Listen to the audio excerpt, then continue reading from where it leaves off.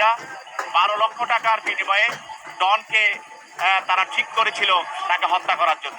Chloroform দিয়ে তাকে অচেতন করা হয় এবং তার অচেতনটাকে ঠিক করার জন্য তাকে ইঞ্জেকশনও দেওয়া হয়। মাত্র 25 বছর বয়সে মারা যান সালমান শাহ।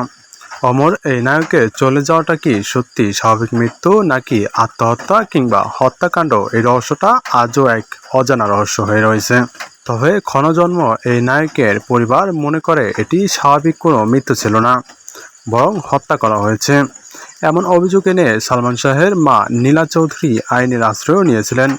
জানিয়ে হয়েছে নানা তদন্ত, তবে মেলেনি অভিযোগের সত্যতা।